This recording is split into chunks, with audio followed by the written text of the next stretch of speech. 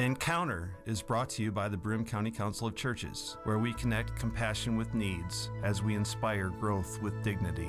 You'll find us in special places throughout the community.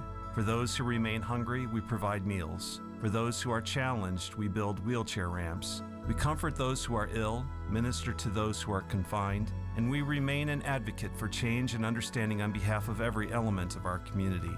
Connect and inspire. Encounter the Broome County Council of Churches. Friends, welcome to the Encounter program sponsored by the Broome County Council of Churches. I'm your host, Mark Kimpland, the pastor at the Endwell United Methodist Church.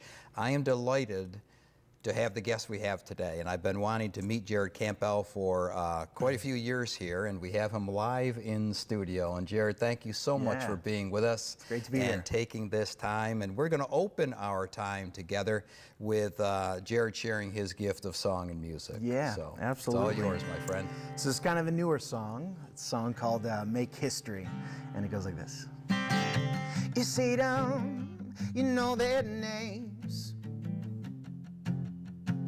Well, I bet you know all about their fame. All the greatest ones from history that have all gone on to do great things. But my question now is, why can't that be me? I'm gonna make history. I'm gonna make history.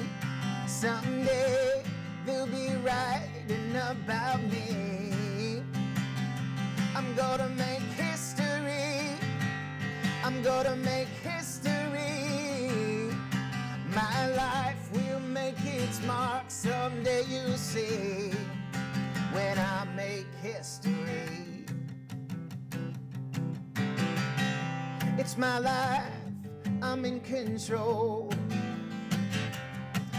To work my hardest, persevere, and I'll never let go of the dreams I have for what I'll be.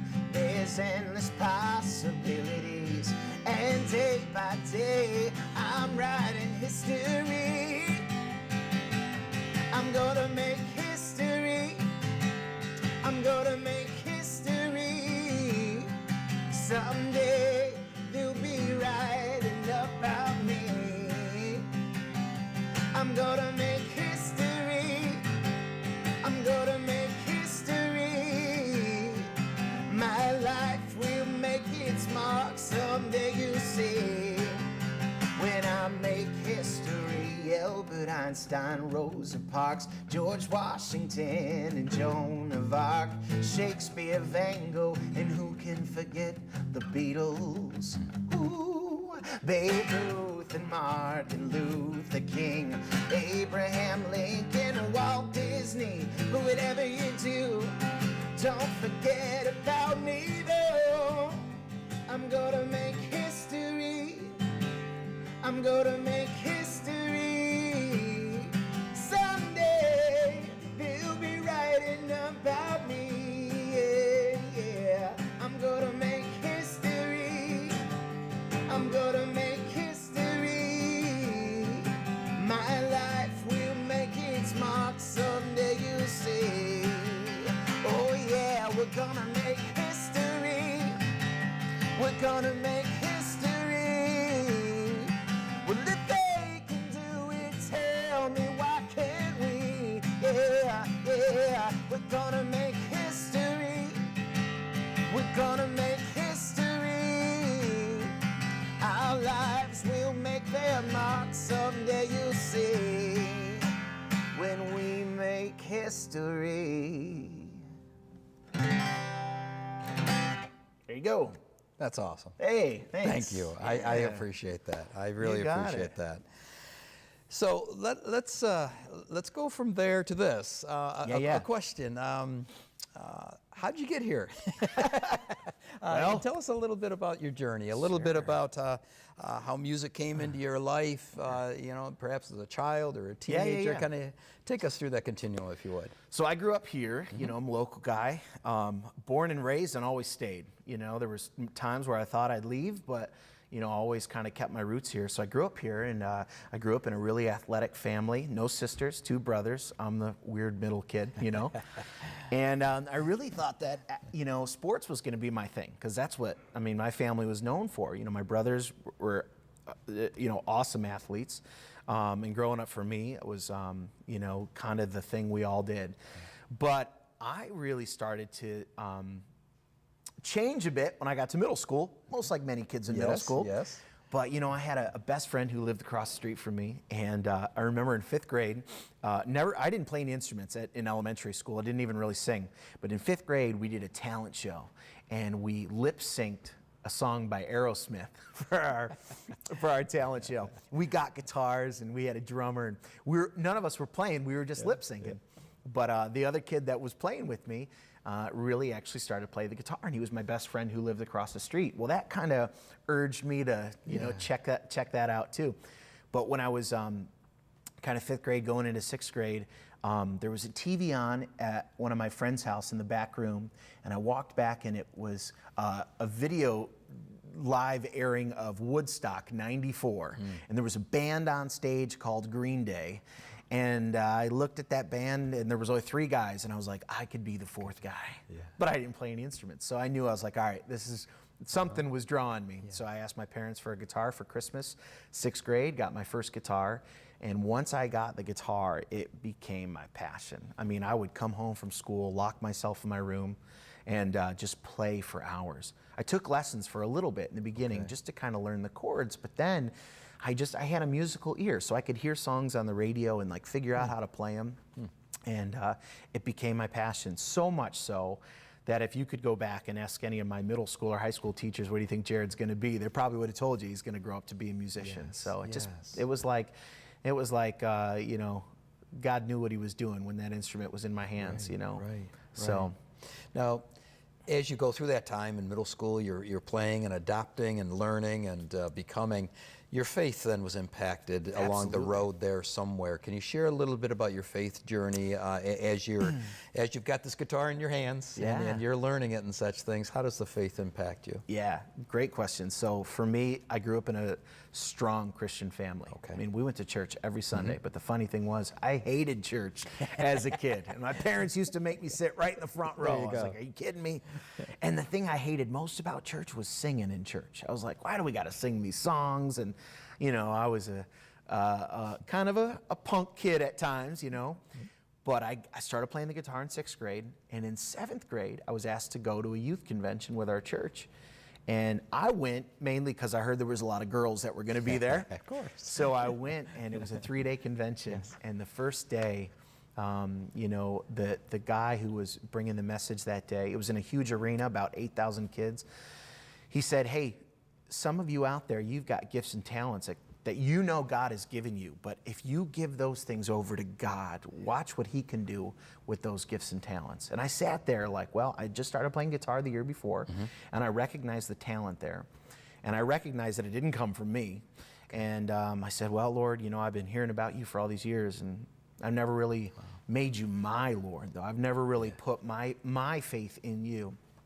And right then and there at that convention, I really turned my life over to him. I said, listen, I want you to have these gifts and talents because you can do a lot more than I can do with them. And really gave my heart to the Lord as a 7th grade kid. And then just became on fire for the Lord. I came back home, instantly just started playing worship songs, jumping into worship teams at church. And that just became my focus of why I have a guitar. It was just to worship the Lord, kind of like David out in the shepherd fields, Yes. And that was kind of like my life growing up as a teenager. I just wanted to worship God through music, And you did that for some time then. I remember we had a little time to gab before this interview. How long then did you stay within the worship realm and the worship bands and doing all of that? Yeah. How long of a process was that to kind of refine and develop your skill? Yeah, pretty much from the time I got saved, like I said, I came home and just jumped right into youth group worship teams, and I played really all through high school. We formed a band that would travel around, and we would play all different youth rallies and just Christian worship retreats and stuff like that. And I did it all through high school. And I thought, this is what I'm going to do with my life. Yes. but then life really kind of changed after high school, you know? Yeah, God does that. Yep. So, how did it change? Because now you're in schools, and that whole process kind of took a Yeah. right-hand turn and opened up a lot of new venues and a lot of new ministry opportunities. Absolutely. How did that happen, going from just strictly within the life of the church and with worship praise bands and such things to where you are now? So it changed a lot because the only place I ever really played was in the four walls of a church, you know? And I graduated from high school and just in prayer about where I was going to go with my life. Yeah. And I really felt the Lord just say, Jared, there's a whole world out there that you're not, I shouldn't say experiencing, you're not reaching because you're only in the walls of the church. Yes. And I really felt the Lord kind of call me into a new avenue of music, which I didn't understand and I didn't want to do. And I fought it, and I was like, Lord, why would I ever walk away from being a worship leader and having that being my main focus? But I really felt the Lord just say, hey, listen, it's time to get out there. There's a world that needs my love and a message. And so I stepped kind of outside of the walls of the church, and I was kind of discussing with you before the show that I've never really been marketed at this point in my solo career as a Christian artist. When I stepped out, I stepped out not to become a Christian artist, but to become an artist that sings about life and all the facets of life. Now, a lot of my songs have to do with my faith because it's the biggest part of my life, you know? But I never really understood why I was going down this road. Yeah. And it didn't really become clear to me until about like 10 years ago when I felt a burden in my heart to reach students. Long story short, my career took off really fast. I mean, I went from playing like empty coffee shops to selling out the Forum Theater downtown. 1,500 people showed up to see me play one night. I'm like, this is crazy, you know? Touring with like great bands, and it became my career was like really becoming what I thought it could be. But then I heard about a young kid in our area who took his life. He was an 8th grader. And to this day, I don't remember his name or his story. Actually, I shouldn't say I remember his name because I don't think I ever heard his name. But I heard the story, and it did enough to rock me that I was like, I've got to do something. So I stepped into a high school, and I asked the principal if I could put on a concert for his students. And I don't know why he said yes, but he said yes. And we had all the students come in the auditorium. And I put on a concert, and it was fun, and it was great energy. And at the end of it, I just really talked to the students about getting through the struggles of life, you know, because life has a lot of struggles. And after that show, I had so many messages from students saying, wow, man, your music means this, or your songs made me think about this about my life, and encouraged me. And that one school turned into another school, which turned into another school. And now all I do is speak and play in schools. And that never would have happened if I had been a Christian artist, because, you know, there's a real big separation between, you know, the church and state in the sense that I can't share my faith when I'm in a school. And I abide by those rules, you know, because I know that the Lord shines through. You know, I mean, even if you were a plumber or a teacher or a lawyer, you're out there in the world, but Christ, he shines through in whatever we do. And so it's been a ministry for me, and I call it a ministry. You know, no doubt. There's some sermons in there. You know, the idea of just getting out of the building and reaching the world. That's really what it's all about. Right. We're joined today with Jared Campbell, who is a wonderful local musician, and I do want to put just a plug in with your schedule. He will be at the Endwell United Methodist Church on Friday, August 31st at 5 p.m. to perform a free outdoor concert. So mark your calendars for August 31st. And would you do another song for us at this time? We were just talking about the, you know, your ministry in schools and such things. And you said you might want to do a song maybe that you've sung before there, or I'll let you decide whatever you want to sing there. Well, I figured out I'm going to play another new song. Fantastic. I like playing new songs. That'd be great. I'm working on a worship record this summer. So it's my first kind of real Christian release of just songs that have been on my heart about my faith and about what God's been doing. But this is kind of taken from Psalm 23. So I'll play this little bit of this song for you. Fantastic.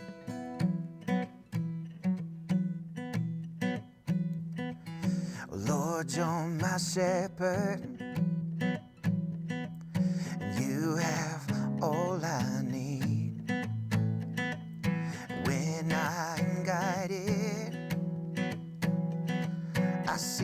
your hand through me.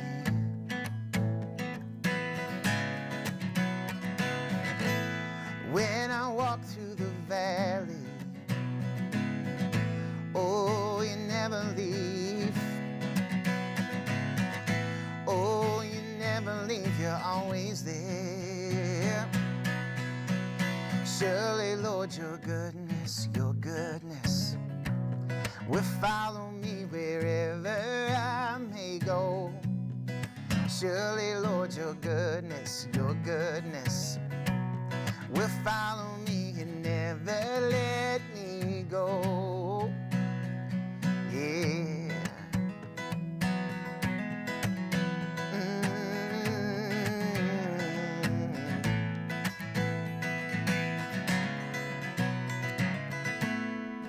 When I walk through the valley,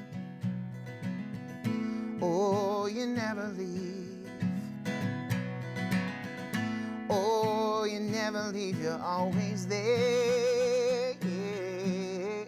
Surely, Lord, your goodness will follow me wherever I may go. Surely, Lord, your goodness will follow me and never let me go. Never let me go. I want to play a little bit of that song for you. That is awesome. Yeah. That is awesome. It's a great verse, Psalm Yes, 23. it is. Yes, it is. Yes, it is. Thank you so much for sharing. Absolutely. And I can see why God has led you where God has led you. Yeah. So let me ask this. What have you learned? What have you learned from the students, the kids, the lives that you've impacted, especially within the in the schools and the stories that they've shared with you? How's that impacted you? I've learned a lot in the sense that, life is so different in schools today as it was even when I was in school.